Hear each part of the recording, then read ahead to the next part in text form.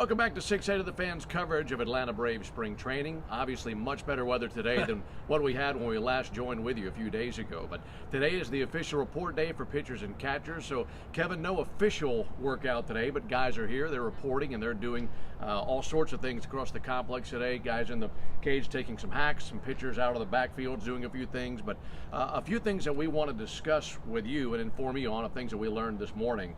The catchers are here, so we had a chance to speak with Brian McCann and Tyler Flowers today. We had an opportunity to speak with A.J. Minter as well, and I want to take people through what we learned this morning. Let's start with Brian McCann. Let's start with his health. Yep. I feel like the biggest question all offseason is, can he really tote the mail for an entire season? Can he be there for the team behind the plate? He feels like the answer is yes. He talked about there being no pain in his knee, and he feels 100%. He does, and that was a concern when the Braves brought Brian McCann in, and you could say the same about Josh Donaldson. Where are they from a health standpoint? Well, we obviously know, talking to Josh at his press conference, he feels like he's in good shape with the calf and the shoulder, but Brian McCann dealt with some knee issues last year, his right knee, the meniscus.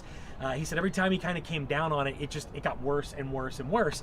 And he admitted he probably should have gotten the surgery earlier than he did, but he's coming into camp. He said the knee feels better than it has the last, 2 or 3 years. So he feels like he's good to go. He said flat out, I can catch a whole season if I need to. So I think that should help alleviate some of the concerns a little bit.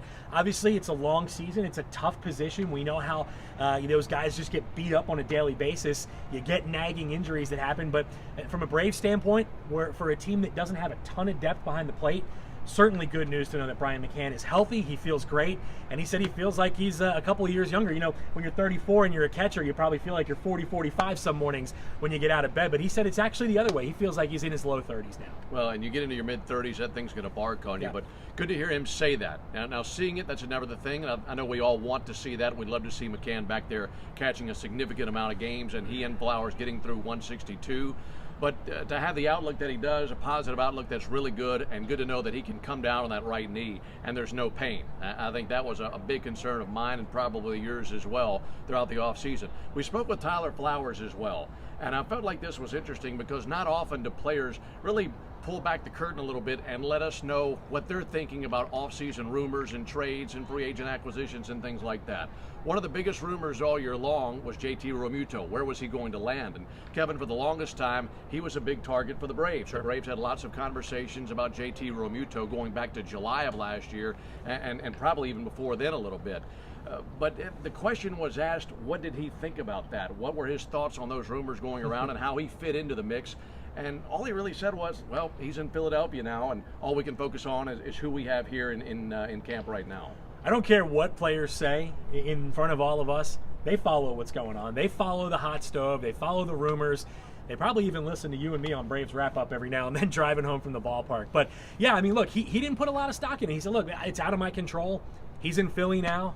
I'm here. I'm happy to be here. I know he's happy to be reunited with Brian McCann. Those two guys had a relationship. They were lived across the hall from each other in their minor league camp days way back when in the early 2000s. So I think those two guys are really excited to be back with each other. But yeah, look, he paid attention. He followed it. I'm sure he wanted to know because it was going to affect him or McCann. It was going to affect one of them. I don't think Brian follows nearly as much as Tyler probably did. But it's got to be hard when you're in that position. You know, you're re-signed to the organization before the season ends. You're coming into the offseason expecting to be here, and you don't know what your future is going to be. But yeah, I think that he handled it very well, and I think he's certainly happy to still be wearing this Braves uniform. Well, he has a large role on this team, and he feels like this team will be better than last year.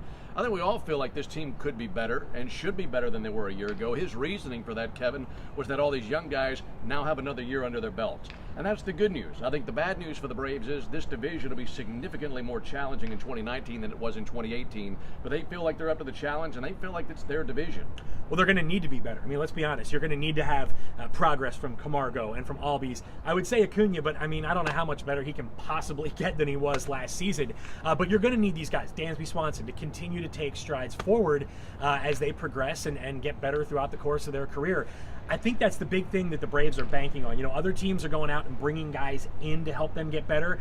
The Braves are confident in their homegrown talent. Now, will it play itself out? Will it pan out the way they want? we got 7 months to figure that answer out. But you're right, the division has gotten better, and they're going to need these young guys to be better if they want to be able to compete and keep up with the likes of the Nationals and the Phillies and even the New York Mets, who I think, obviously with their pitching staff, they're going to be a really, really tough test as well. So, the Mets were the best team in the National League East for the final 2 months of last season. So they're going to need those guys to really take strides forward. But again, they're banking on their young homegrown talent, and we'll see how it all goes. Well, we've had a chance to visit with the catchers, their first day here. Pitchers, we were able to visit with A.J. Minter earlier today. And he's going to have a pretty big role in the back end of that bullpen. And we saw him close games last year. I expect the same out of him this year. But he feels like he's opening it up a little bit more, maybe mixing in a few more pitches into what he's going to bring to the table in 2019. And he alluded to that. Something he worked hard on last year around this time was the changeup. And I think trusting it, throwing it in more tight situations where maybe he wouldn't have in years past. This year, he said he went into the offseason and he's messed around with a breaking ball. He didn't really divulge too much about exactly what the breaking ball was, but he said he's going to try to have a couple of more weapons in his bag of tricks this year that he didn't have last season. So I think the experience he got taught him a lot last year. I think he's told me a couple of different times one of the big things for him is coming into camp and not trying to make the team day one. So many of these young guys come in here and they try to impress, they try to show out, throw 100 miles an hour in their first bullpen session. He has learned that, that's not how it goes. You got to come in, you got to take your time, you got to put your work in. And, I'm looking forward to seeing this little mysterious breaking ball of his once games start next Saturday. Well, he is broadening his arsenal, and that's good to see. So the competition is on. And we're going to be talking a lot about these positions for the bullpen and the rotation as well. But pitchers and catchers are here a week from tomorrow, Saturday, February 23rd. The Braves play their first Grapefruit League game in Port St. Lucie against the Mets. And, of course, we'll be keeping you up to date on everything happening between now and then. And after that as well. So we're here throughout the duration of the spring session. Thanks so much for tuning in. We'll be bringing you plenty of more information, videos, and such on 680thefan.com and the 680 The Fan social media accounts as well. So tune in. We'll talk to you soon. For Kevin, I'm Ben from Brave Spring Training. See you later.